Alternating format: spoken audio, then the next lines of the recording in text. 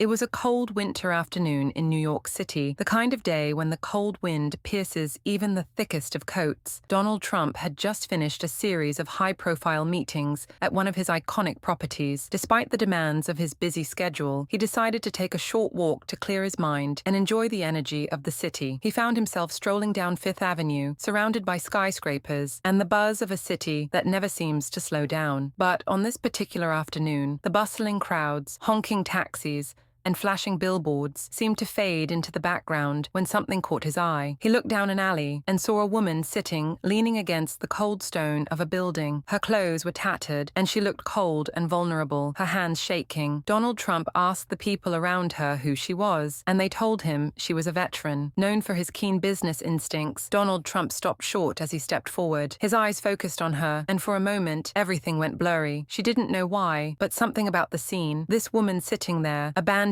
by the world, struck a chord in her. She had served her country, and yet here she was, forgotten by society. The noise of the city faded, and Trump found himself walking toward her. As he approached, she noticed him and looked up, startled. There was a gleam of disbelief in his eyes. Donald Trump. He hadn't expected anyone of his stature, to stop. Susan Miller, she whispered, his voice trembling. Trump knelt before her, his imposing figure making her feel small in the best possible way. Susan, he said, his voice gentle but firm. are you a veteran? Susan hesitated before answering, the memories of her service and the pain of her injury flooding her mind. Yes, sir, I served in Afghanistan. I lost my leg during a mission. I've tried to get back on my feet, but it's been hard, really hard. Her voice trailed off as she looked away, embarrassed by her circumstances. Trump listened intently, his face hardening as he processed her words. He couldn't fathom how someone who had served in a war, who had sacrificed so much, could end up in such a dire situation. Why are you out here, Susan? He asked softly, his tone filled with concern. Don't you have a place to stay? Susan shook her head, her face clouded with shame. I lost my apartment a few months ago, she explained. I couldn't afford the rent anymore.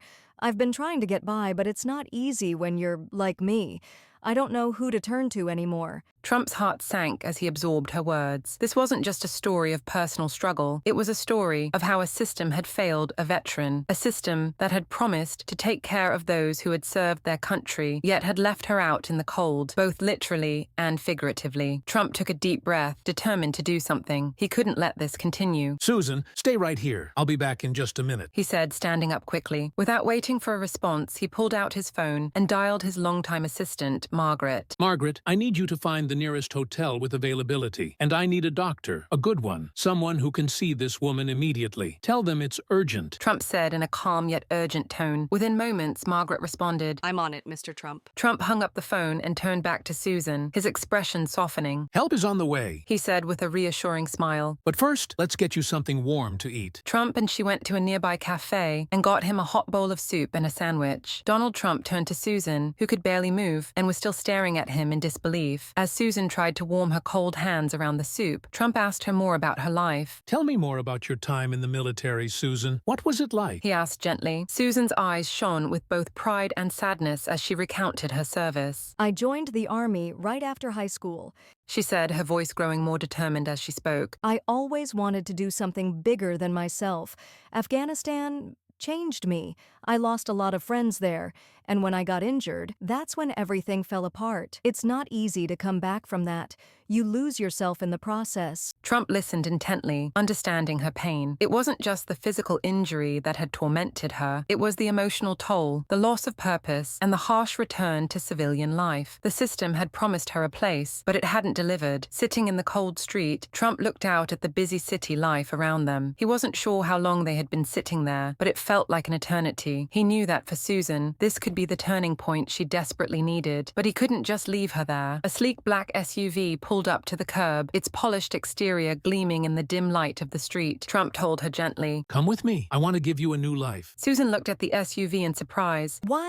Why are you doing this? she asked, her voice filled with disbelief. You don't even know me. Trump looked at her, his expression calm but determined. Because you deserve better, he said. You've already given so much to this country. It's time someone helped you. They got in the car, and the driver took them to a nearby luxury hotel. The staff, who Margaret had notified in advance, treated Susan like an honored guest when they arrived. She was taken to a beautiful suite on the top floor, where she could take a hot shower, change into clean clothes, and get some much-needed rest. A doctor doctor arrived shortly after, giving her a thorough exam and prescriptions for the pain she was experiencing. This wasn't just a physical checkup, it was a moment of care and compassion that Susan hadn't experienced in years. Trump stayed nearby to make sure everything was going well. He wanted to make sure Susan had everything she needed to get better. In the meantime, Margaret had reached out to Veterans United Support Services, a non-profit organization dedicated to helping veterans in need. Then, Susan remembered the words of Donald Trump. Susan will help you get back on your feet. Housing, job training, counseling, whatever you need. You're not alone anymore. Susan's eyes filled with tears as she looked at Trump. She was overwhelmed by the kindness he had shown her. I don't know how to thank you.